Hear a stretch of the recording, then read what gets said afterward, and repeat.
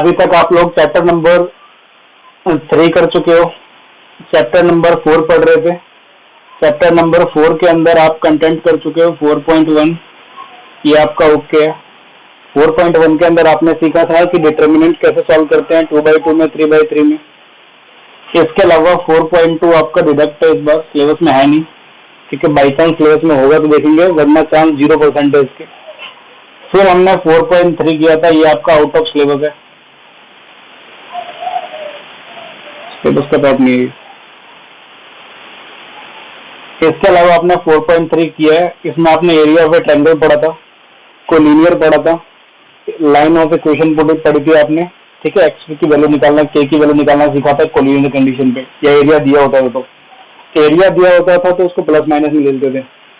इसके अलावा 4.4 के अंदर थोड़ा बहुत मुझे आज बताना है आपको। 4.4 वैसे मैं आपको पढ़ा चुका हूँ, को फैक्टर एंड माइनस, इसका यूज आपने देखा किस तरह 5 मार्क्स के क्वेश्चन में यूज होता है, को फैक्टर एंड माइनस। ये वैसे तो आप पढ़ चुके हो, थोड़ा बहुत मुझे आपको बताना है, इसके अंदर मैं बता दूंगा। इसके बाद आपने 4.5 छोड़ के 4.6 पढ़ी थी पहले आपने। 4.6 के अंदर आपने देखा कैसे ए इनवर्स का यूज होता है। यहाँ पे ए इनवर्स का यूज इक्वेशंस को सॉल्व करने के लिए किया जाता है। इसमें आपने टाइप 1 देखा, टाइप 2 देखा, टाइप 3 देखा। आपने देखा कि किस तरह से लैंग्वेज प्रॉब्लम हम लोग यूज करते हैं। इसके अलावा किस तरह से मल्टीप्लाई को यूज किया जाता है इनवर्स में, ठीक है। मैंने टाइप 1, टाइप 2, टाइप 3 कराए थे इसके अंदर। फिर मैंने इसके बाद आपको 4.5 का होमवर्क दिया था, 1 से लेकर क्वेश्चन नंबर 10 तक मैंने आपको ये होमवर्क दिए थे, ठीक है। इसके अंदर आपको मोस्टली ए इनवर्स निकालना था, एडजॉइंट वगैरह निकालना था, वो सब काम करना था आपको। और आज की जो क्लास है उसमें रिमेनिंग जो बातें रह गई हैं वो मैं आपको बताऊंगा। थोड़ा बहुत 4.5 रह गया कंटेंट का, ठीक है। इसके अलावा 4.4 रह गया, थोड़ा सा रह गया, 1-2 पार्ट रह गया। मिसलेनियस के मोस्टली क्वेश्चन आपको करने नहीं है, ठीक है। मैं आपको मिसलेनियस चैप्टर नंबर 4 की जो मिसलेनियस है इसमें कौन कौन से क्वेश्चन करने हैं वो आपको मैं निशान लगवा देता हूँ यहाँ पे। इसके अलावा आपको कुछ भी नहीं करना है, वहाँ एक्स्ट्रा जो मैं यहाँ बता रहा हूँ उतना ही करना है आपको।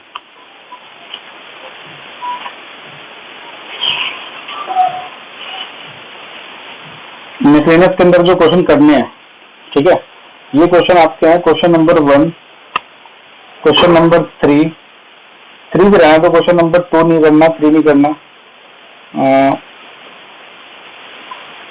7 करना है,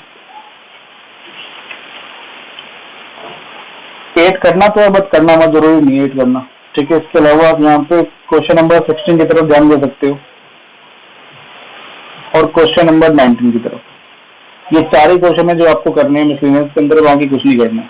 इसके अलावा बाकी सब सिलेबस से लेस हो चुका था लास्ट ईयर ही, इस साल भी लेस होगा, ठीक है। इतना कंटेंट आपको करना है। अब मैं स्टार्ट करने जा रहा हूँ जो हमारा टॉपिक रिमेनिंग था।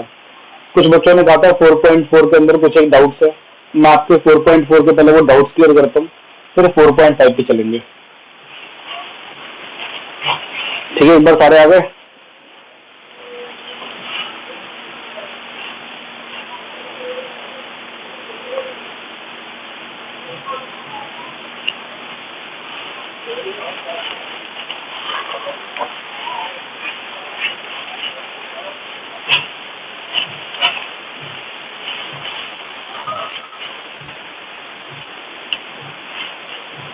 देखो एक्सरसाइज 4.4 के अंदर क्वेश्चन नंबर जो 1 है, 1 तो आपने कर लिया होगा। 4.4 एक्सरसाइज निकालो सभी आप।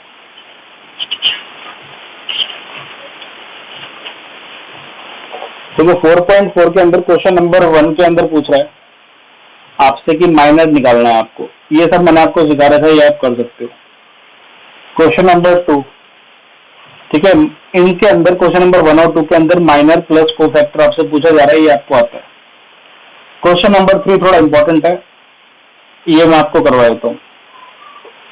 क्वेश्चन नंबर 3 देखो, जब बात को फैक्टर की हो, जब आपसे ये कहा जाए कि को फैक्टर का स्पेशल यूज करते हुए आप रो 2 से या रो 3 से किसी डिटर्मिनेंट को ओपन करो, आप किसी को फैक्टर को यूज करते हुए, जैसा कि यहाँ पे कह रहा है using the cofactor of the element of second row evaluate determinant. तो ऐसे में आपको मैं सबसे पहले एक फॉर्मूला लिखवा देता हूँ। फॉर्मूला बहुत सिंपल है। इसमें क्या है कि एक तो कोफैक्टर का यूज करो, इसने आपसे ये कहा है। ऐसे केस में फॉर्मूला तैयार किया जाता है। ठीक है, कोफैक्टर का आपको यूज करना है।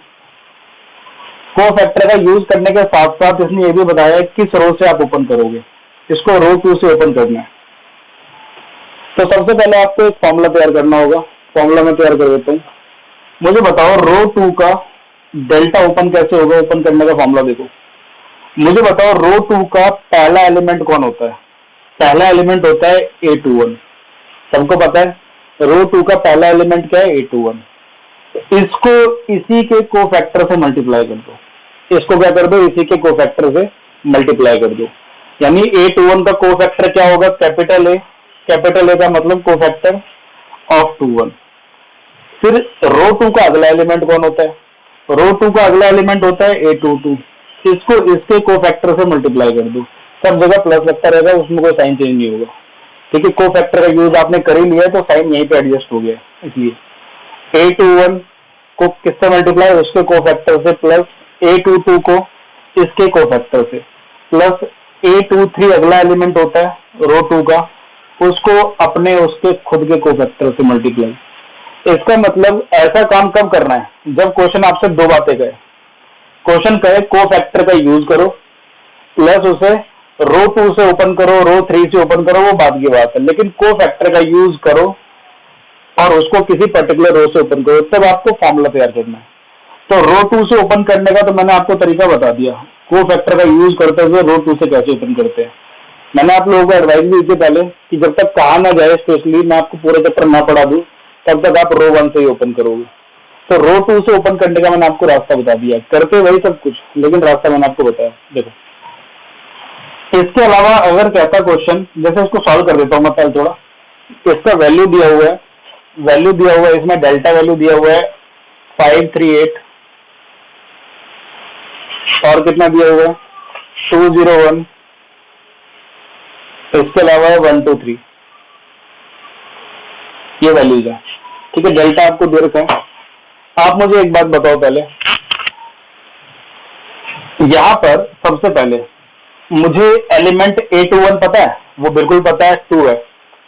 A22 पता है, वो भी पता है मुझे। A23 पता है, वो भी पता है। तो केवल क्या नहीं पता मुझे पता नहीं है तो कोफैक्टर A21, कोफैक्टर A22 और कोफैक्टर कितना? A23। ठीक है, A21, A22 और A23, ये आपके सामने। सबसे पहले आप कोफैक्टर A21 निकालो। A21 निकालने का फॉर्मूला क्या होता है? कोफैक्टर निकालते हैं तो 2 + 1 - 1 की पावर 2 + 1 हो जाएगी। इनटू में क्या हो जाएगा? Minor of 21। क्या हो जाएगा? माइनर ऑफ 21, ये हो जाएगा। आप मुझे बताओ -1 का पावर 2 + 1 क्या होगा? 3। माइनर निकालने के लिए, माइनर ऑफ 21 निकालने के लिए एलिमेंट 21 के पास जाना पड़ेगा। एलिमेंट 21 कौन है? 2। 2 का हॉरिजॉन्टल कैंसिल और 2 का वर्टिकल कैंसिल, 2 का हॉरिजॉन्टल कैंसिल और 2 का वर्टिकल कैंसिल। तो आपको दिख रहा होगा 2/2 का एक माइनर दिख रहा होगा 38 और क्या दिख रहा होगा? 23। इसे हम सॉल्व कर लेते हैं। सॉल्व करोगे तो आपके सामने ही आ जाएगा। -1 का क्यूब -1 होता है, 3 × 3 = 9, -8 × 2 = 16। 9 में से 16 गया तो -7, -7 को -1 से करोगे तो 7 आ जाएगा। इसी तरह A21 तो आ गया। चलो जी, A22 निकालते हैं। A22 निकालोगे तो A22 के लिए -1 का पावर 2 + 2 4 और -22 में डायरेक्ट निकाल देता हूँ। -1 का पावर 1 होता है, 4 अगर हो तो। M22 के लिए एलिमेंट 22 के पास जाएंगे। एलिमेंट 22 0 है, 0 है तो इसका रो कैंसिल और इसका कॉलम कैंसिल। आपको दिख रहा होगा 5813। क्या दिख रहा होगा आपको? रफ में कर लेते हैं, 581। ठीक है, तो अब इसको सॉल्व करो।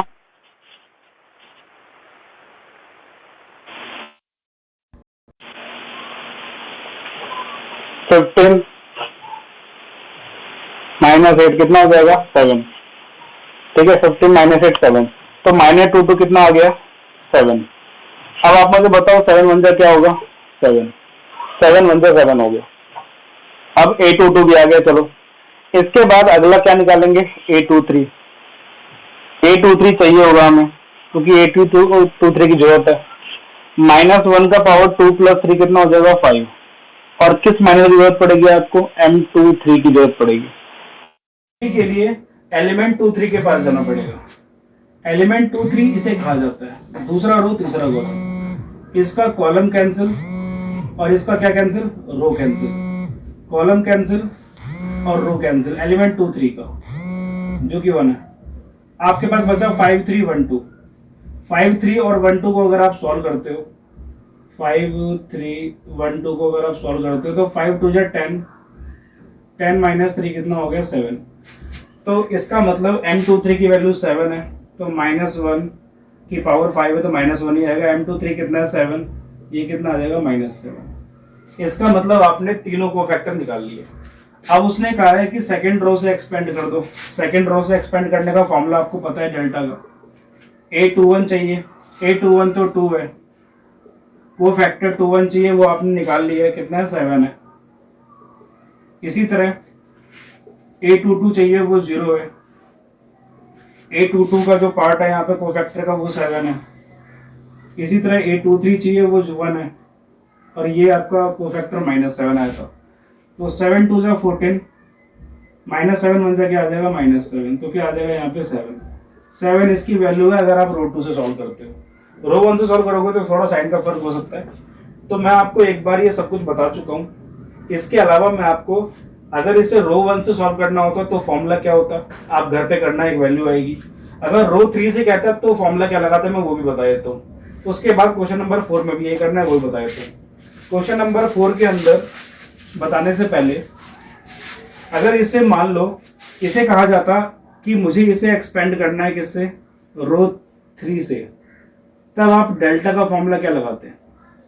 तब आप बोलते हैं रो 3 का पहला एलिमेंट होता है A31, इसको इसके कोफैक्टर से मल्टीप्लाई करेंगे A31 से। दूसरा फॉर्मूला होता है, एलिमेंट होता है A32, इसको इसके कोफैक्टर A32 से मल्टीप्लाई। और तीसरा एलिमेंट होता है रो 3 के पास 3 3, ठीक है, तो इसको इसके कोफैक्टर से मल्टीप्लाई A33 से। ये रो 3 से एक्सपेंड करने का फॉर्मूला हो जाता है। केवल कोफैक्टर निकालना था और कुछ नहीं है। आप जैसा कि शुरू से करते आए हो रो 1 से एक्सपेंड, तो रो 1 से कैसे करते हो देखो। रो 1 से करते थे तो क्या करते थे उस टाइम पे, आप A11 उतारते थे, पहला एलिमेंट जो कि उतारते थे। उतारने के बाद आप क्या करते थे, उसको कोफैक्टर से मल्टीप्लाई किया करते थे A11 से। अगर इसको रो 2 से करेंगे, रो 1 से करेंगे, दूसरा एलिमेंट क्या हो जाएगा? A12, और इसका कोफैक्टर A12। आप देख रहे हो A12 कोफैक्टर है, -1 की पावर 2 + 1 क्या आ रहा है? 3। इसलिए हम लोग पहला वाला माइनस लगाते थे। यहाँ पे अगर इसका कोफैक्टर निकालोगे -1 की पावर 1 + 1 2, तो इसलिए हम प्लस लगाते हैं। इसलिए मैं रो 1 में हमेशा पहले क्या लगाता था? प्लस, फिर क्या लगाता था? माइनस, फिर क्या लगाता था? प्लस। फिर अगला एलिमेंट होता है रो 1 का 1 3, तो इसको किससे मल्टीप्लाई करोगे? इसके कोफैक्टर 1 3 से। 3 और 1 4, -1 की पावर 4 पॉजिटिव होता है। इसीलिए मैं आपको शुरू से सिखाता रहता था कि रो 1 से एक्सपेंड करते वक्त हम इस कोफैक्टर की वजह से प्लस लेके चलते हैं, इस वाले कोफैक्टर की वजह से माइनस लेके चलते हैं, और इस कोफैक्टर की वजह से प्लस लेके चलते हैं। और रो 2 में आ जाओ, इस कोफैक्टर की वजह से हम यहाँ पे माइनस लेके चलते थे, क्योंकि 2 + 1 3 ओल्ड पावर हो जाती है। यहाँ पे प्लस लेके चलते हैं, और रो 2 में फिर यहाँ पे क्या लेके चलते हैं? 3 2 5 है तो माइनस लेके चलते हैं। ऐसे ही रो 3 से आ जाओ, रो 3 में यहाँ पे प्लस लेके चलते हो, क्योंकि 3 और 1 4 होता है। इसके अलावा 3 और 2 5 होता है, ओल्ड पावर है, तो अगला वाला माइनस साइन आ जाएगा, और 3 और 3 6 होता है, तो अगला वाला फिर प्लस आ जाएगा। तो यानी रो 1 और रो 3 में साइन पहला वाला प्लस होता है, दूसरा माइनस होता है, तीसरा प्लस होता है ओपन करते वक्त। और लेकिन रो 2 के अंदर थोड़ा उल्टा होता है, माइनस पहले आ जाता है, प्लस बीच में, और उसके बाद माइनस बाद में। इसलिए मैंने आपको एडवाइस दी थी कि रो 1 से सॉल्व करो तो पहले प्लस लगाओ, फिर माइनस, फिर प्लस। रो 2 से सॉल्व करोगे तो क्या करना है? शुरू में ही पहले अपना माइनस लगा के चलना है, ठीक है? नहीं तो ये फॉर्मूला याद रखो, और नहीं तो रटना है तो रट लो, माइनस, फिर अगला वाला प्लस, फिर अगला वाला माइनस। इसके बाद रो 3 में क्या होगा? पहला प्लस, दूसरा माइनस, तीसरा प्लस। तो मेरी तरफ से एडवाइस हमेशा रहेगी आपको हमेशा एग्जाम में ओपन किससे करना है? आपको हमेशा ओपन करना है किससे? रो 1 से। हमेशा रो 1 से ओपन करोगे, इसके अलावा किसी से मत करना। बाकी फॉर्मूला पूछा तो मैंने बता दिया है। पहले आप क्वेश्चन नंबर 3 उतारो, फिर मैं आपको क्वेश्चन नंबर 4 पूरा कराता हूँ। उतारो।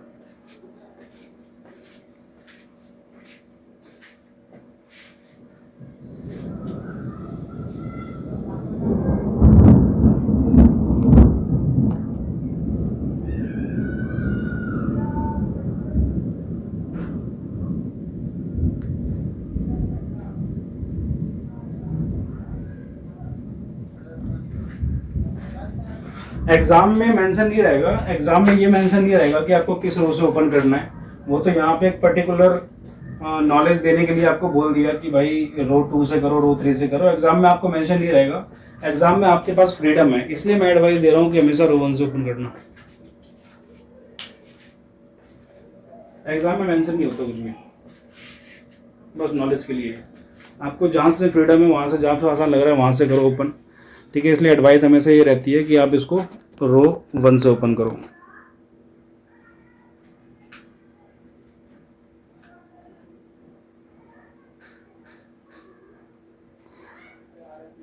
साइन कन्वेंशन का मतलब है कोफैक्टर। कोफैक्टर निकालोगे तो क्या करोगे, -1 की पावर तो i प्लस जे लेके चलोगे, तो i प्लस जे लोगे तो अगर 1 + 1 करोगे तो 2 आएगा, तो ऑब्वियस ही बात है वो प्लस में ही आएगा, -1 का पावर 2 है तो -1 की पावर 1 + 2 यानी 3। अगर -1 की पावर ओड नंबर होगी तो माइनस में ही आएगा, ठीक है। इसी तरह -1 की पावर 3 + 2 5 वो ओड है। तो कुल मिला के अगर माइनस को फैक्टर निकालते टाइम ही माइनस का साइन एडजस्ट करना पड़ता है, तो माइनस का साइन कुछ भी नहीं है, को फैक्टर आपको निकालना आता है तो माइनस ऑटोमेटिक आ जाएगा। डायरेक्ट फॉर्मूला याद रखो, फॉर्मूले मैंने 3 बता दिया आपको। रो 1 से ओपन करने का फॉर्मूला, रो 2 से, रो 3 से, और रो 1 तो मैंने आपको वैसे भी ओपन पहले से करवा रखा है। तो साइन तब सामने आता है जब आपको फैक्टर यूज़ करते हो। कुछ नहीं है, -1 की पावर ओड होगी तो माइनस आएगा, -1 की पावर अगर इवन नंबर में आएगी तो वो प्लस आएगा। अब -1 की पावर क्या होती है, i प्लस जे होता है। डिपेंड करता है कौन सा रो निकाल रहे हो, कौन सा एलिमेंट निकाल रहे हो। बाकी ये आपका कैलकुलेशन करते करते ही आएगा, अभी समझ में आ जाएगा बाकी।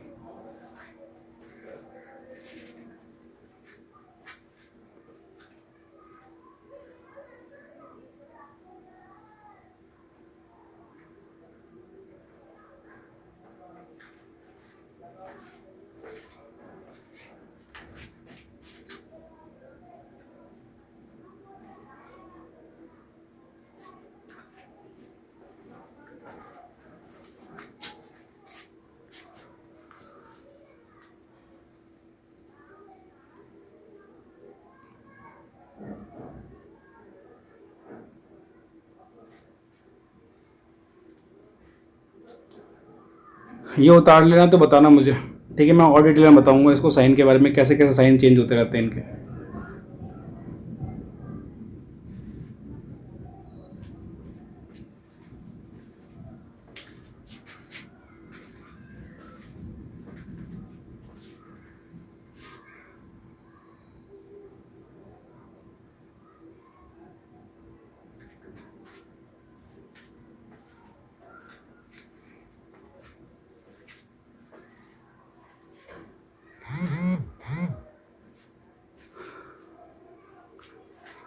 देखो राहुल, तुम्हारा डाउट था साइन कन्वेंशन के ऊपर।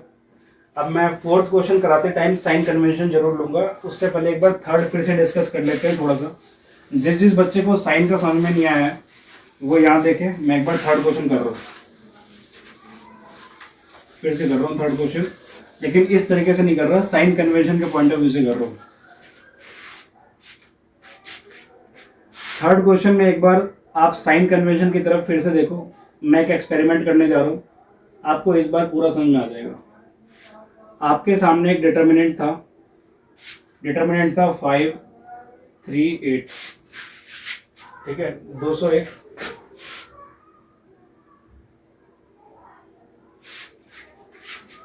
इसके अलावा 1 2 3, ठीक है। इसमें मैं आपको तीनों से करके दिखा देता हूं, आपको साइन समझ में आ जाएगा। सबसे पहले आप अपना तरीका बताओ, आप करते क्या थे, आप क्या करते थे ये बताओ पहले मुझे। आप अगर रो 1 से एक्सपेंड करते थे तो आप क्या करते थे, आप ये करते थे ना, 5 उठाया, ठीक है भाई, 5 उठाने के बाद यहाँ पे क्या किया आपने, 5 उठाने से पहले कौन सा साइन लगाया, प्लस का, ठीक है, प्लस का 1 लगाया आपने, इसको कुछ मत लो, ये प्लस का साइन, ये प्लस का 1 ले सकते हो, एक ही बात है। आपने क्या उठाया, पहले 5 उठाते थे, 5 उठाने के बाद आप उसका वर्टिकल और हॉरिजॉन्टल कैंसिल करते थे, और कैंसिल करने के बाद यहाँ बच रहा है 0 1 2 और 3। फिर मैंने आपको क्या बोला था, आप माइनस ले लिया करो, या कई लोग कह सकते हैं -1। फिर अगला साइन, अगला एलिमेंट क्या उठाते थे आप, 3, यही उठाते थे। 3 उठाने के बाद उसका वर्टिकल कॉलम और रो कैंसिल, क्या बचेगा, 2 1 1 3, क्या बचेगा, 2 1 और 1 और 3। ये बात समझ में आ गई। फिर आप लोग क्या उठाते थे, प्लस, ये कह सकते हो प्लस का 1, मल्टीप्लाई में अगला एलिमेंट 8, अगला एलिमेंट 8 है, अगला एलिमेंट 8 उठाया तो उसका वर्टिकल, उसका हॉरिजॉन्टल कैंसिल, क्या बचेगा, 2 0 1 2, क्या बचेगा, 2 0 1 और 2, ये बचेगा। अब आप में से कुछ बच्चे मुझे फॉर्मूला बताएंगे मुझे कि अगर मैं कोफैक्टर का यूज करूं, ओपन करते वक्त कोफैक्टर का यूज होता है, कोफैक्टर का यूज करूं और रो 1 ओपन करने के लिए करूं, तो डेल्टा का फॉर्मूला क्या होगा, यही होगा कि पहला एलिमेंट उठाएंगे A11 और उसका कोफैक्टर A11, दूसरा एलिमेंट उठाएंगे A12 और उसका कोफैक्टर A12, तीसरा एलिमेंट उठाएंगे A13 और उसका कोफैक्टर कितना, भाई जरा बताओगे, A13।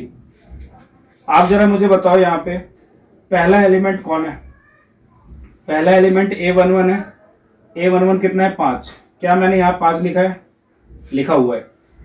A11, इस प्लस की बात कर लेते हैं। A11 का मतलब होता है -1 की पावर 1 + 1, ठीक है, -1 की पावर कितनी, 1 + 1 इनटू में माइनर ऑफ 1 1, सबको पता है ये बात। कोफैक्टर कैसे निकालते हैं, -1 की पावर 1 + 1 इनटू में m1 1, तो -1 की पावर 1 + 1 2 होता है, तो -1 का स्क्वायर क्या होगा, +1, ये देखो आपने, मैंने +1 लिखा हुआ है, ठीक है। अब रही बात माइनर 1 1 कैसे निकालते हैं, माइनर 1 1 निकालने के लिए एलिमेंट 1 1 के पास जाना होता है, एलिमेंट 1 1 का वर्टिकल और हॉरिजॉन्टल कैंसिल किया, 0 1 2 3 आ गया, ये देखो 0 1 2 3, तो इसका मतलब ये हुआ, ये आपका -1 का पावर क्या है, ठीक है, आप इसको और अच्छे से क्लियर कर सकते हो, ये 1 प्लस का है, इसको क्या कह सकता हूं मैं, -1 का क्या, 1 + 1 पावर है, ठीक है। इसके अलावा ये 5 क्या चीज़ है, जरा बताओगे, ये 5 क्या चीज़ है, ये 5 एलिमेंट A11 है, ठीक है भाई। और ये आपका डिटर्मिनेंट क्या है, 0 1 2 3, ये आपका माइनर 1 1 है। सबको क्लियर हुआ ये बात, इसके बाद आगे बढ़ते हैं, ठीक है। आप मुझे बताओ, ये चीज़ क्लियर हो गई सबको, A11 तो 5 है, कोफैक्टर कैसे निकालते हैं, -1 का पावर 1 + 1 इनटू में m11, -1 का पावर 2 है तो वो तो प्लस दिख ही रहा है आपको, और ये डिटर्मिनेंट क्या है उसका, m माइनर निकालोगे तो वर्टिकल कैंसिल, हॉरिजॉन्टल कैंसिल, 0 1 2 3 बच जाएगा, तो माइनर 1 1 क्या निकाला, 0 1 2 3। इसके बाद A12 आपका क्या है, A12 आपका एलिमेंट है 3, तो मैंने लिख दिया यहाँ पे 3। इसके बाद -1 है, तो -1 है तो -1 यहाँ पे बाद में लिखता हूँ। आप मुझे बताओ कोफैक्टर A12 कब आएगा, जब -1 का पावर कितना होगा, 1 + 2 इनटू में माइनर ऑफ 1 2। आप गौर से देखो 3 है यहाँ पे, -1 का पावर 2 + 1 3 क्या होगा, -1 ही होगा, वो भी है यहाँ पे।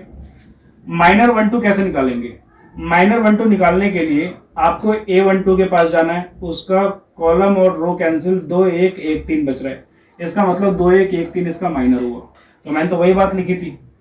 इसके बाद आप मुझे बताओ, ये वाला कंटेंट तो क्लियर हुआ, तो -1 को लिख सकता हूँ, फिर से -1 की पावर कितनी, क्यूब लिखी जा सकती है, ठीक है। 3 अपनी जगह ठीक है, 3 को क्या लिखा जा सकता है, आप मुझे बताओ, 3 को लिखा जा सकता है एलिमेंट 1 2, और इस वाले डिटरमिनेंट को क्या लिखा जा सकता है, माइनर ऑफ क्या, 1 2। इतनी बात क्लियर सबको, ठीक है। आप मुझे बताओ इसके बाद, अब अगला एलिमेंट A13 है, A13 कितना है, 8, वो मैं लिख दिया। कोफैक्टर निकालना है A13 का, तो A13 का कोफैक्टर क्या होगा, 1 + 3 कितना हो जाएगा, 4, और साथ में माइनर ऑफ 1 3, तो 8 मैंने यहाँ पे लिखा हुआ है, ठीक है। +1 का मतलब हुआ -1 का पावर 4 + 1 हो जाएगा, और माइनर 1 3 की एलिमेंट 1 3 के पास जाना है, कॉलम और रो कैंसिल। तो कॉलम और रो कैंसिल, तो 2 0 1 2 बच रहा है 2 0 1 2। तो मैं रो 1 पहले भी एक ओपन करता था, ऐसी बात नहीं है। रो 1 जब पहले ओपन करता था तब मैं शॉर्टकट में डायरेक्ट कर देता था, आपको रटवाया था। अभी मैं आपको लॉजिक भी बता रहा हूँ, ठीक है। बाकी आपने पहले याद कर रखा है, लॉजिक के बीच में जाना नहीं है, फिर भी आपको बता दिया है मैंने। तो आप मुझे बताओ आगे इस +1 को क्या लिखा जा सकता है? -1 की पावर कितनी? 3 + 1, ठीक है। 3 + 1 4। 8 का मतलब क्या होगा जरा बताओगे? 8 का मतलब होगा A13, और ये डिटरमिनेंट का मतलब क्या होगा? Minor of 1 3। माइनर ऑफ क्या होगा? 1 3। ये आपके सामने एक एक्सप्लेनेशन है। तो आपने सीखा किस तरीके से मैं रो 1 को एक्सपेंड करता था, तो डायरेक्ट कर देता था, पहला साइन प्लस लेके, दूसरा माइनस लेके, तीसरा प्लस लेके, और साथ में उसके एलिमेंट उठाया, उसको रो हाइड किया, कॉलम हाइड किया। साइन का एडजस्टमेंट मैं पहले कर चुका था, ठीक है। इस तरीके से मैं करता था। तो अब आप मुझे बताओ, आपका आंसर बिल्कुल वही आएगा ना? 5 आ जाएगा, ठीक है। क्या आ जाएगा? 5 आ जाएगा, और ये सॉल्व हो जाएगा। 3 0 0 -2 1 2। इसी तरह से -3 1 -3, 3 2 6, माइनस माइनस -1 1 1, फिर +1, और इंटू 8 क्या हो जाएगा? +8। 2 2 4 -0, ये आ जाएगा माइनस का 10, -6 इंटू 5 माइनस का 15, 8 4 32, 15 10 25, सॉल्व होके क्या आ जाएगा? 7। तो इसका मतलब ये हुआ, ये 7 आ गया आपका, ये डिटरमिनेंट आ गया आपका 7। तो आपने रो 1 से एक्सपेंड किया, तो आपको पहले से ही हैबिट थी, आपने कर दिया। लेकिन उसका फॉर्मूला क्या है? उसका फॉर्मूला रो 1 का क्या है? A11 capital A1, A12 capital A12, 1 3 और कैपिटल A1 3, ये फॉर्मूला है। ये फॉर्मूले को और डीप जाके मैंने देखा, तो साइन कन्वेंशन में -1 की पावर इवन नंबर है, तो इसलिए पहला वाला कंटेंट मैंने प्लस में लिखा। -1 की पावर यहाँ पे ओड नंबर है, तो अगला वाला कंटेंट मैंने माइनस में लिखा हुआ है, मैंने आपको पहले बताया था। -1 की पावर फिर से इवन नंबर है यहाँ पे, ठीक है। ये इवन नंबर ओड नंबर कौन डिसाइड करता है? उसका रो और कॉलम। तो इसलिए फिर यहाँ पे मैंने क्या लगा दिया? प्लस। तो रो 2 से फिर क्या करते? तो इसलिए साइन का इफेक्ट आता है। साइन कन्वेंशन का मतलब कुछ और नहीं है, को फैक्टर को यूज करते हैं हम। तो अगर ये रो 1 का फॉर्मूला है, तो ऐसे अगर रो 2 से किया होता तो फॉर्मूला क्या होता? मैंने जस्ट अभी पीछे बताया आपको। उसके लिए A11 चाहिए होता, ये सॉरी A21 चाहिए होता, क्योंकि रो 21 का एलिमेंट यही होता है। बाकी उसका कोफैक्टर चाहिए होता, A22 चाहिए होता, उसका कोफैक्टर चाहिए होता। ऐसे ही A23 चाहिए होता, कोफैक्टर चाहिए होता। साइन वाइन अपने आप आ जाता, जिसको कोफैक्टर निकालने आता है वो साइन अपने आप एडजस्ट हो जाएगा। तो A21 का मतलब -1 की पावर 2 + 1 होगा, तो 2 + 1 क्यूब होगा। तो उस केस में -1 की पावर क्यूब का मतलब पहला साइन माइनस में आएगा। A22 कोफैक्टर है, तो -1 का पावर 2 + 2 4 हो जाएगा, अगला साइन प्लस में आएगा सेकेंड रो में। ऐसे ही A23 है, तो यहाँ पे पावर 2 + 3 5 हो जाएगी, तो -1 की पावर 5 ओड नंबर है, तो अगला साइन माइनस में आएगा। तो हम उस केस में यहाँ प्लस नहीं लगा के माइनस लगाएंगे, यहाँ वाले में प्लस लगाएंगे, रो 2 से करोगे तो, और यहाँ वाले में माइनस लगाएंगे, आंसर सेम आएगा। ऐसे ही अगर रो 3 से एक्सपेंड करते तो उसका फॉर्मूला क्या होता? रो 3 में पहला एलिमेंट होता है A31 और उसका कोफैक्टर देख ही रहे हो, 3 1 की वजह से -1 की पावर 3 + 1 4 हो जाएगी, तो फिर अगला साइन प्लस में आएगा पहला वाला। ऐसी रो 3 का अगला एलिमेंट होता है 32, तो यहाँ पे क्या आ जाएगा? उसका कोफैक्टर 32। ऐसी अगला एलिमेंट होता है A33, तो अगला एलिमेंट क्या आ जाएगा? A33 कोफैक्टर में। देख ही रहे हो, -1 की पावर कोफैक्टर निकालते वक्त 3 + 1 4, इवन पावर होने की वजह से प्लस आएगी। 832 का मतलब हो गया कोफैक्टर की पावर 3 + 2 5, -1 की पावर 5, -1 की पावर 5 लगाते ही नेगेटिव हो जाएगा, तो पहला प्लस दूसरा माइनस। और A33 के लिए -1 की पावर 3 + 3 6, 3 + 3 6 का मतलब ये फिर प्लस में हो जाएगा। तो स्टोरी आपने क्या सीखी? रो 1 से ओपन करते वक्त रटना है अगर आपको, तो O1 ये रो 1 से ऊपर करते वक्त, ओपन करते वक्त पहला साइन प्लस में लेके चलना, दूसरा माइनस में और तीसरा प्लस में, ठीक है। जिन जिन बच्चों को रटना है, बहुत डीप नहीं जाना, उनके लिए भी बता दूं मैं, ये मैंने आपको सिखाया था। तो रो 2 से अगर आप ओपन कर रहे हो तो पहला साइन माइनस लेके चलना, दूसरा साइन प्लस में और तीसरा साइन माइनस में, ओपन कर देना, आंसर सेम आएगा। इसी तरह जिन बच्चों को रो 3 के लिए रटना है साइन, वो पहला साइन प्लस और दूसरा साइन माइनस और तीसरा साइन क्या कर दोगे, प्लस। ठीक है, रो 1 और रो 3 का साइन सेम होता है। आप डायगनली देखो अगर एक मैट्रिक्स बना के, तो डायगनली आपको प्लस प्लस प्लस इस तरीके से दिख रहा होगा। तो आप इसको रटने के लिए रट सकते हो, जिनको याद करना हो डायरेक्ट साइन वगैरह। तो मैंने आप सबको एडवाइस दी है, जिसको बहुत डीपली नहीं जाना है वो क्या करेगा, रो 1 से ओपन करे, पहला साइन प्लस, दूसरा माइनस, तीसरा प्लस। ठीक है, इतना काफी मैंने समझा दिया है। बाकी फोर्थ क्वेश्चन देखते हैं, इससे ज़्यादा डीप समझा नहीं पाऊंगा क्योंकि बहुत सिंपल है कंटेंट, साइन वगैरह तो कोफैक्टर देख लेते हैं। बाकी आपको एडवाइस है, इनको समझ में नहीं आया तो वो रो 1 से एक्सपेंड करे, प्लस माइनस और प्लस करके। ठीक है, उतार लो।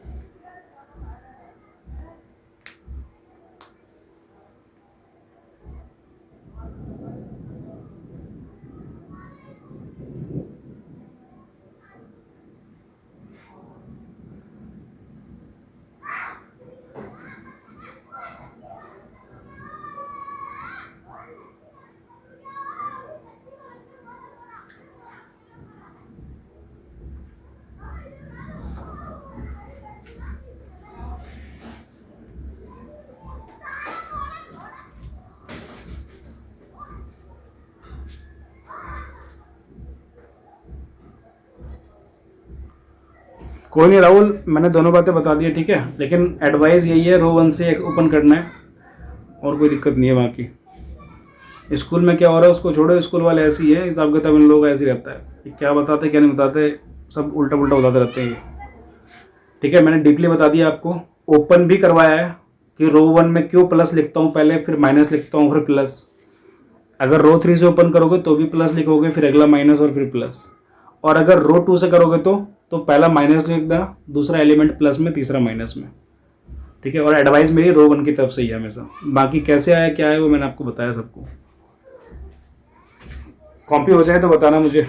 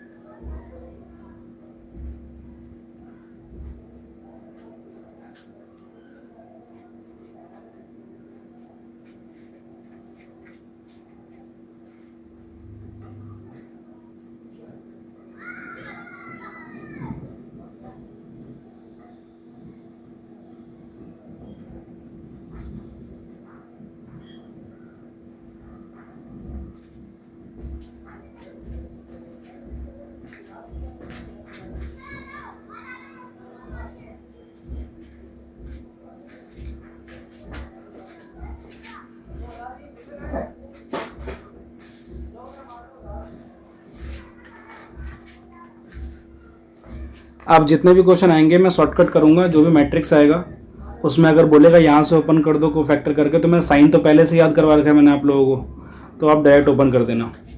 करते हैं, ठीक है, मिटा रहा हूँ।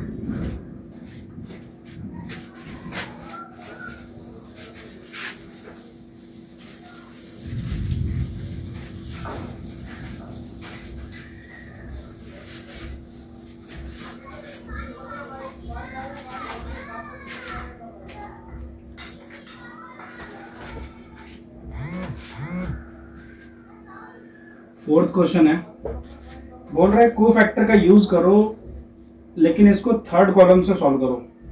इस बार इसने बोला है थर्ड कॉलम से सॉल्व करने के लिए, और को फैक्टर का क्या करना है, यूज करना है। कॉलम नंबर 3 से C3 से यूज करना है। डेल्टा आपको दिया हुआ है, पहले फॉर्मूला तैयार करेंगे तब तक, ऐसे कोई क्वेश्चन नहीं करेगा। सबसे पहले फॉर्मूला x, y और z। ठीक है, y z और एक्स जेड और एक्स वाई। ठीक है, ये हो गया। आपको कॉलम 3 से सॉल्व करना है। तो देखो, सबसे पहले कॉलम 3 से सॉल्व करने के लिए मुझे क्या करना होगा वो देखो। कॉलम 3 से सॉल्व करने के लिए सबसे पहले, अच्छा एक काम करो, सबसे पहले आप मुझे 1 मिनट पूरा क्वेश्चन पढ़ो। सभी बच्चे 1 मिनट के लिए रफ में कॉलम नंबर 3 का फॉर्मूला बताएंगे और फॉर्मूला लिख के मैच करेंगे जो मैं करने जा रहा हूँ। 1 मिनट दे रहा हूँ, पहले फॉर्मूला अपने आप बनाओ इसका, ठीक है? पहले अपने आप फॉर्मूला बनाओ इसका।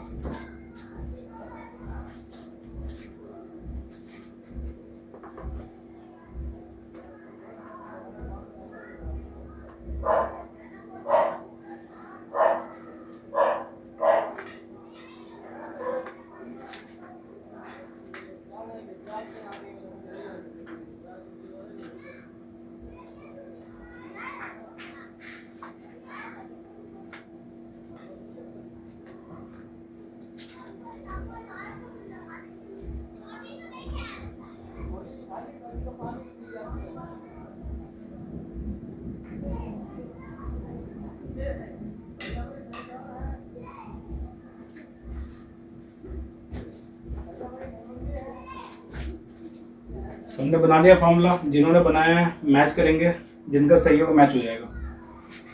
फॉर्मूला बहुत सिंपल है, मुझे कॉलम 3 से सॉल्व करना है। मैंने आपको एक खास बात बताई, जो कोफैक्टर होता है ना, एक्सपेंड करते टाइम पे एलिमेंट के ही अकॉर्डिंग होता है। यानी अगर आपने कॉलम नंबर 3 की तरफ देखा होगा तो कॉलम नंबर 3 के सारे एलिमेंट आपको दिख रहे हैं। इस वाले एलिमेंट को क्या कहते हैं? इसको कहते हैं A13, पहला रो और तीसरा कॉलम। तो इसके लिए कोफैक्टर कौन सा चाहिए? मुझे A13 चाहिए होगा। ऐसे ही अगला एलिमेंट है आपका A23, इसके लिए A23 जैसे एलिमेंट के लिए मुझे इसका कोफैक्टर चाहिए होगा A23। ऐसे ही अगला एलिमेंट है मेरा A33, अगला एलिमेंट है A33, तो इसके लिए मुझे इसके जैसा ही कोफैक्टर भी चाहिए होगा। यानी यहाँ पे जो भी वेरिएबल होता है 1 3 हो, IJ कुछ भी हो यहाँ पे, वो IJ यहाँ पे भी होगा, उसी का कोफैक्टर निकालना है। जो भी एलिमेंट है उसी का कोफैक्टर निकालना है। तो कॉलम 3 के लिए ये फॉर्मूला है। तो आपके पास A13, A23, A33 है, आपके पास जो नहीं है वो निकालने जा रहा हूँ। A13 निकालने जा रहा हूँ। सभी को पता है कोफैक्टर कैसे निकालते हैं। A13 के लिए माइनस का 1, 3 + 1 क्या हो जाएगा? 4, 3 + 1 4 हो जाएगा। चलो 3 + 1 4 होने के बाद मुझे इसका माइनर चाहिए होगा 1 3, तो -1 का पावर 4 तो 1 होता है। माइनर 1 3 निकालने के लिए एलिमेंट 1 3 के पास जाना है। एलिमेंट 1 3 YZ है, YZ का आपका वर्टिकल और हॉरिजॉन्टल कैंसिल, तो बच जाएगा 1 Y 1 और Z, 1 Y 1 और Z। तो ये हो जाएगा Z 1 जा Z माइनस Y 1 जा Y, आ गया A13। इसके बाद अगला वाला एलिमेंट को फैक्टर A23 निकालना है। उसके लिए -1 का पावर कितना चाहिए मुझे? 2 + 3 5 चाहिए होगा, और साथ में -2 3 चाहिए। अब -1 का 5 -1 होता है, -2 3। -2 3 निकालने के लिए एलिमेंट 2 3 की जरूरत पड़ेगी। एलिमेंट 2 3 सबको दिख रहा है, XZ है, दूसरा रो तीसरा कॉलम XZ है। इसका रो कैंसिल कर दो, इसका कॉलम तो पहले कैंसिल है। रो cancel, column cancel, 1x 1z बचा होगा, 1x 1z बचा होगा। तो इसको सॉल्व करते हैं, ठीक है? इसको सॉल्व कर रहे हैं, क्या बच जाएगा? -1 z 1 जा z माइनस x 1 जा x, तो ये हो जाएगा माइनस मल्टीप्लाई करोगे तो x - z हो जाएगा। अगला वाला, अगला चाहिए होगा आपको A33। A33 में निकाल रहा हूँ, -1 का पावर क्या चाहिए? 6, क्योंकि 3 + 3 6 होता है, और साथ में क्या चाहिए होगा? -33 चाहिए होगा, -33।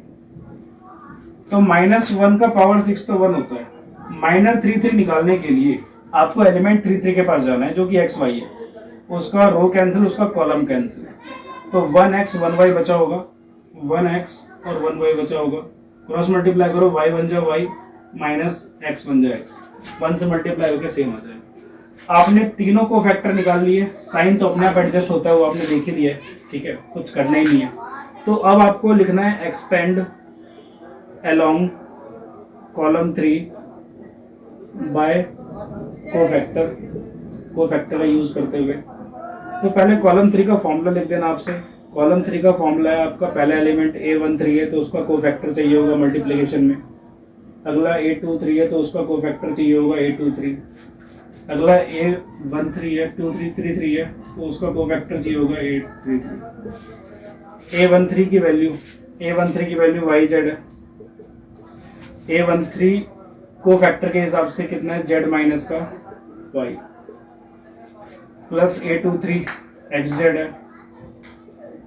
तो A23 की वैल्यू, A23 कितना है, X माइनस का Z। ठीक है, A33 देखो, A33 आपका XY है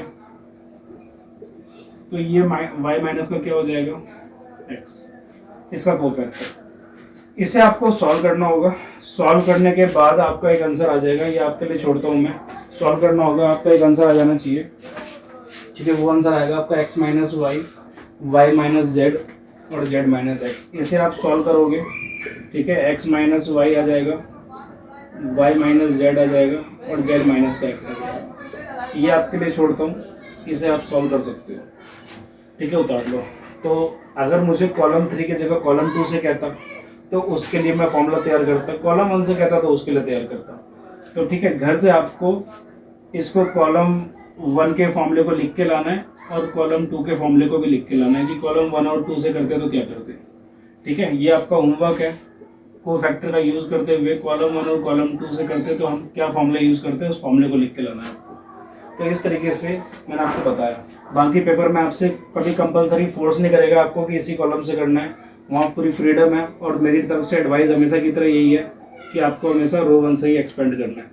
ठीक है, जब इजी लगेगा कहीं पे तब देखेंगे, फिलहाल तो रो 1 से एक्सपेंड करना है। ये आपका अगला क्वेश्चन था। 1 मिनट रुक के उतारना। आप में से कुछ बच्चे, सभी बच्चे जो अभी ऑनलाइन है, वो मुझे 5वां क्वेश्चन, 5th क्वेश्चन जिनके पास बुक्स है उसको पढ़ के मुझे बताएंगे कि इसका कौन सा ऑप्शन आपको बिल्कुल करेक्ट लग रहा है। Option A B C D कौन सा करेक्ट लग रहा है 5th क्वेश्चन के अंदर, अगर बुक पढ़ी है किसी पे तो।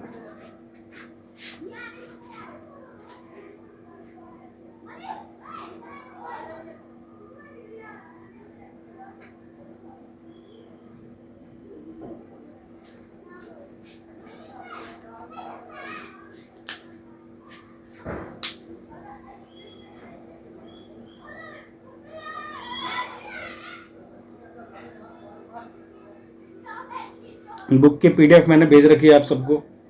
ठीक है, आप एक बार देखो, देख के मुझे बताओ क्वेश्चन नंबर 5 का कौन सा ऑप्शन बिल्कुल करेक्ट है। कॉमन सेंस होगा तो आप बता दोगे। याद रखना, जो एलिमेंट स्मॉल में होते हैं वही को फैक्टर भी होते हैं उसी के जैसे। बताओ ऑप्शन, बताओ जल्दी उतारने के बाद।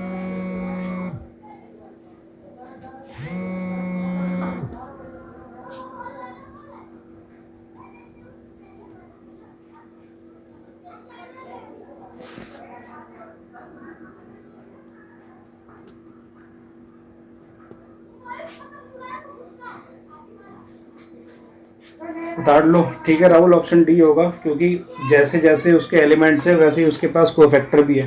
बाकी 3 ऑप्शन के पास कुछ भी नहीं है।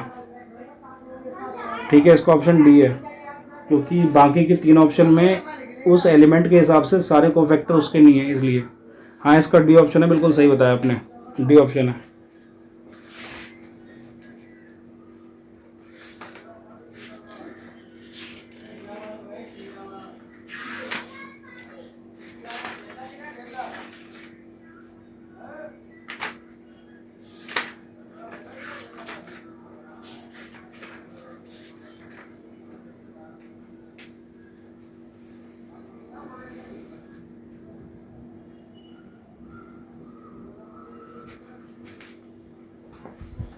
कॉपी कर लिया आप लोगों ने?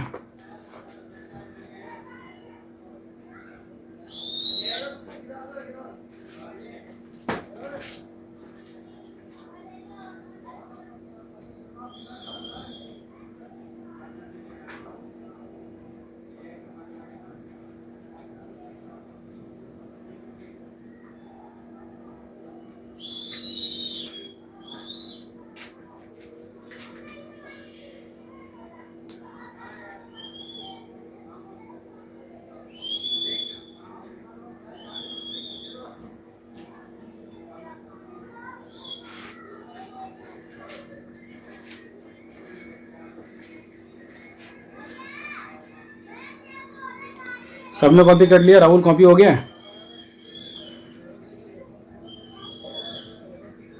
आ रहा हूँ 4.5 पे भी आ रहा हूँ, अभी सारे कराऊंगा आज मैं।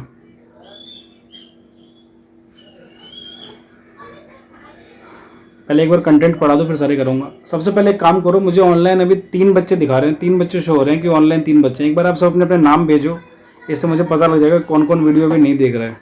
एक तो राहुल है और एक ध्रुव कुमार नाम से कौन है, एक बार आप नाम भेजो। बाकी 3 कौन से हैं ये, आप नाम एक बार अपना अपना भेजो,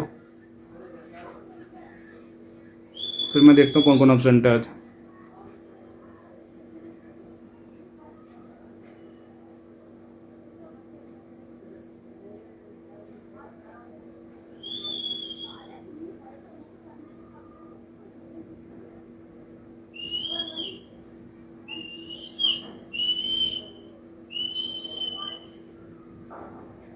राहुल, रेणुका, आयुष, अंश छुट्टी पे है, ठीक है। सौरभ ने ले रहा क्लास।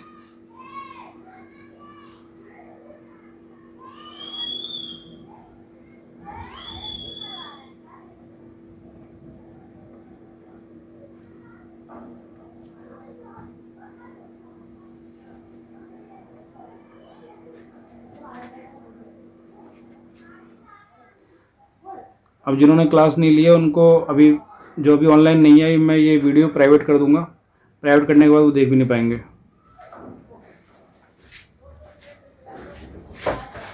4.5 से पहले मैं आपको कुछ टूल्स बताता हूँ, ठीक है। आज की क्लास बहुत इंपॉर्टेंट क्लास थी, जिन्होंने नहीं लिए वो बैकअप फी दे के अपना, तो अब इसको पर्सनली लेंगे, वरना प्राइवेट करूँगा इसको।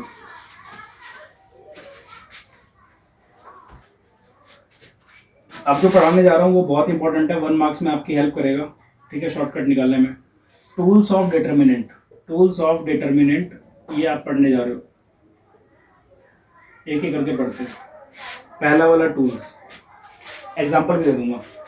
ये कह रहा है कि अगर आप किसी मैट्रिक्स ए को किसी नंबर से मल्टीप्लाई करते हो, किसी मैट्रिक्स ए को किसी नंबर से मल्टीप्लाई करते हो और तब उसका डिटर्मिनेंट निकालते हो, और तब उसका क्या निकालते हो, डिटर्मिनेंट निकालते हो, तो आपका आंसर होता है डिटर्मिनेंट ऑफ ए इनटू उस कांस्टेंट नंबर की पावर n, उस कांस्टेंट नंबर की पावर n जहां पे n उसका ऑर्डर है। n क्या है, n उसका ऑर्डर है, ठीक है। ऑर्डर ऑफ स्क्वायर मैट्रिक्स, 3/3 का है तो 3 माना जाएगा, 2/2 का है तो n की वैल्यू 2 मानी जाएगी।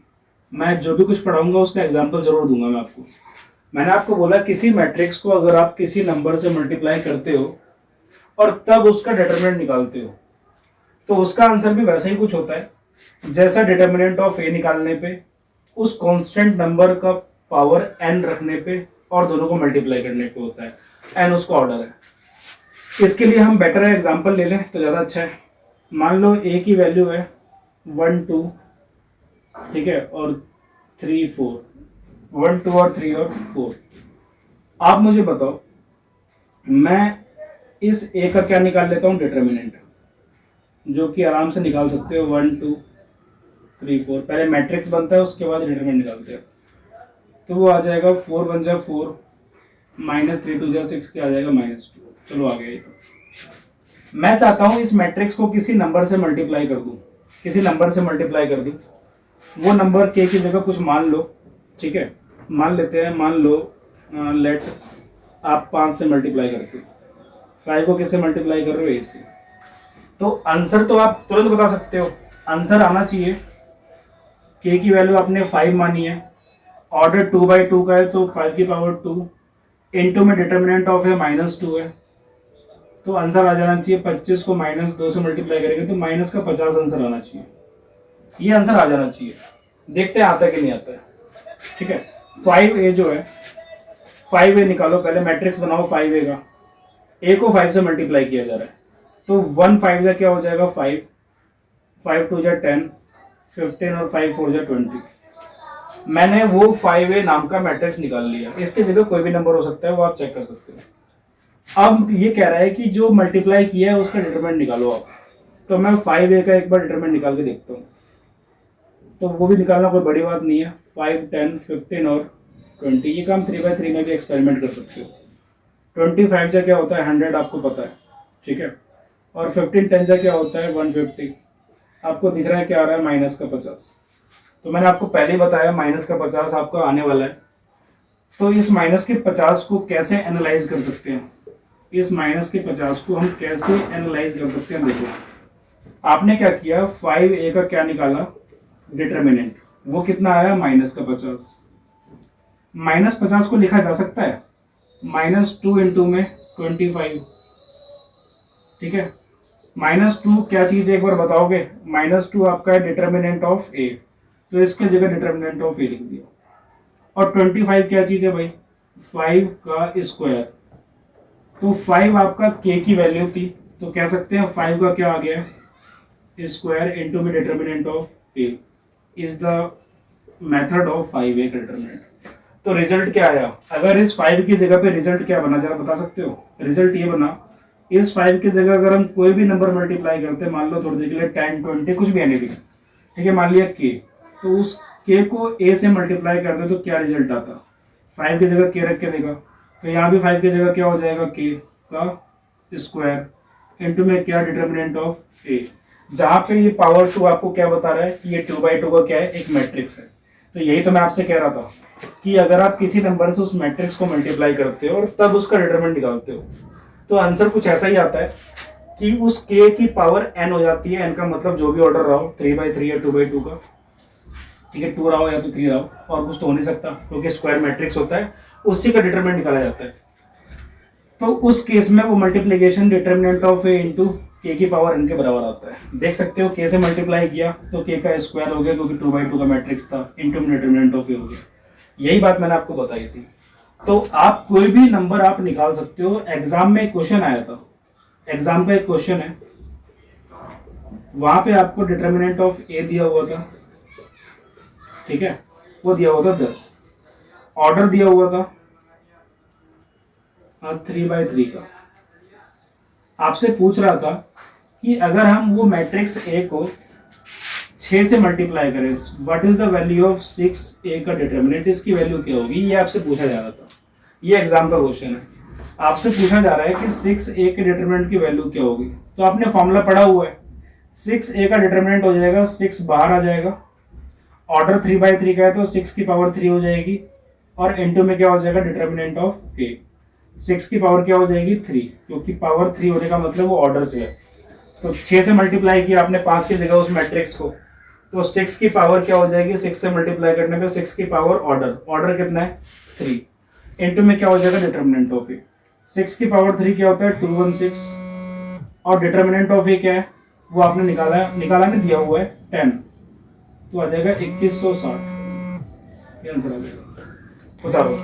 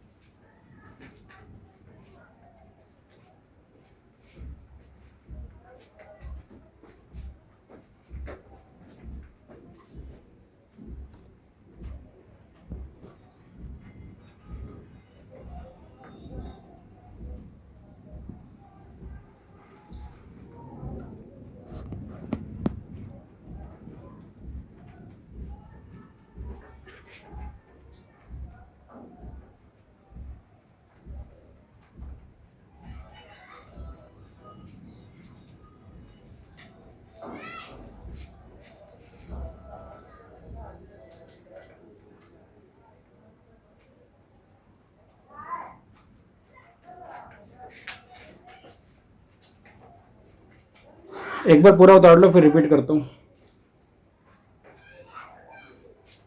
जब तक इस चैप्टर को घर पे जाके एक्सपेरिमेंट नहीं करोगे तब तक ये चैप्टर उतने अच्छे से नहीं आएगा। जैसे जैसे मैं फॉर्मूले बता रहा हूँ, इन फॉर्मूलों को आपको घर जाके रिसर्च करना है, अपनी तरफ से मैट्रिक्स ले लेंगे, उसके बाद ये बात समझ में आ जाएंगी सारी।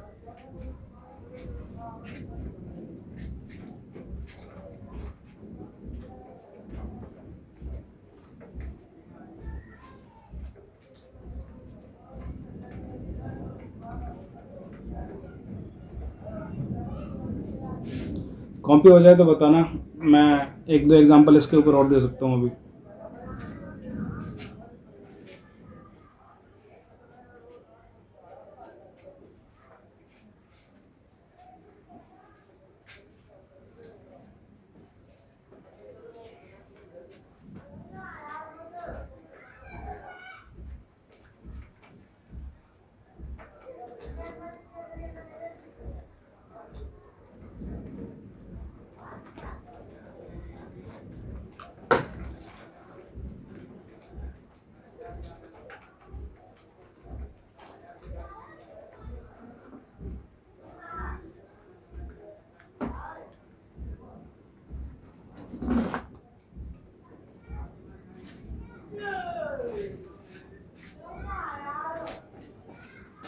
देखो इसके ऊपर एक दो एग्जांपल और देखो।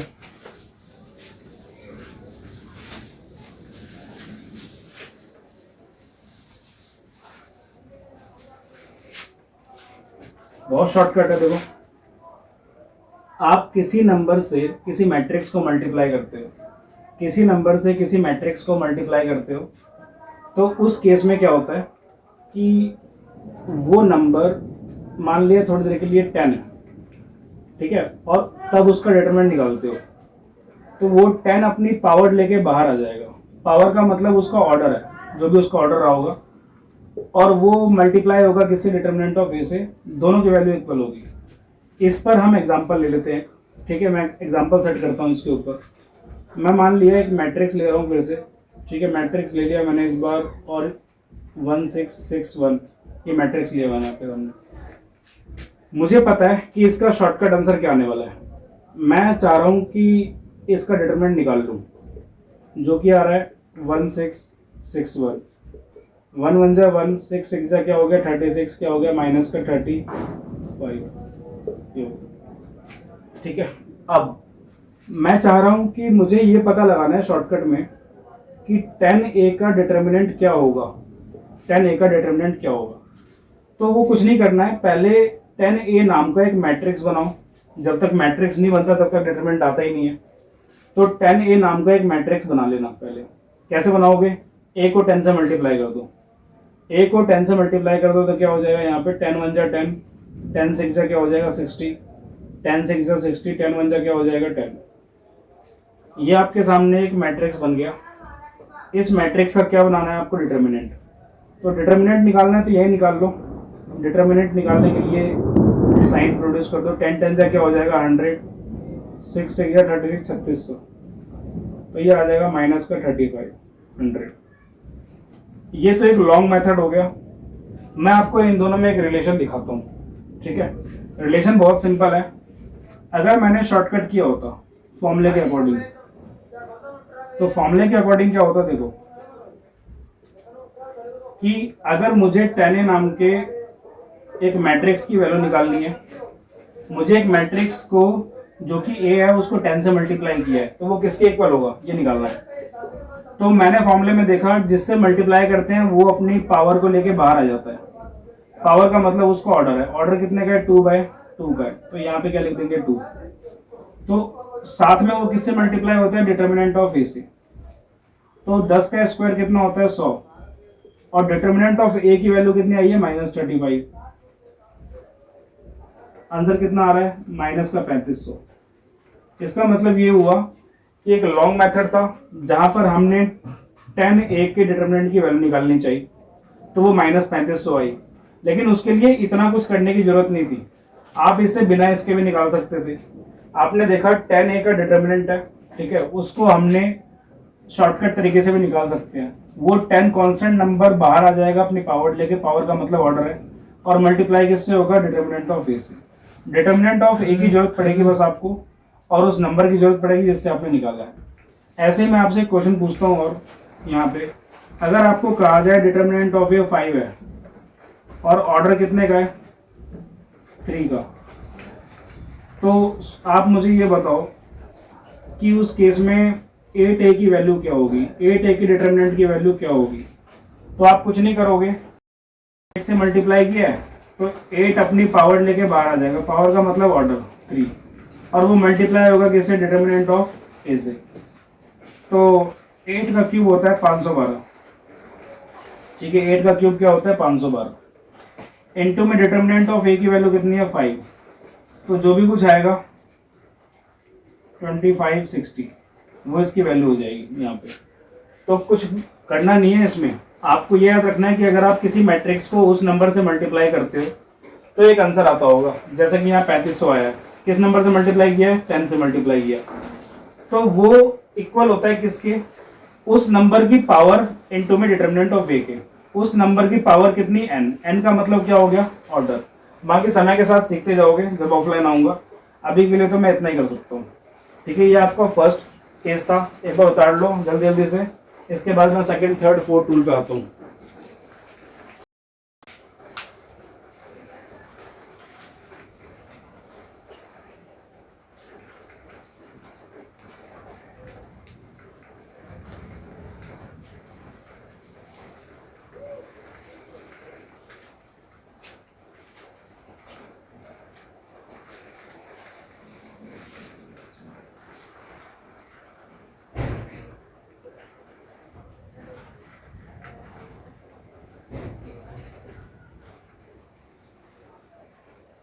मेरी आवाज आ रही है आप सबको?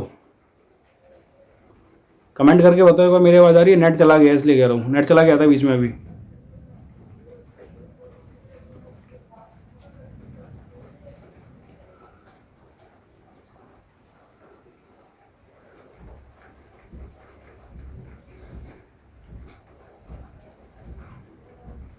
हाँ नेट चला गया था, आवाज आ रही है मेरी?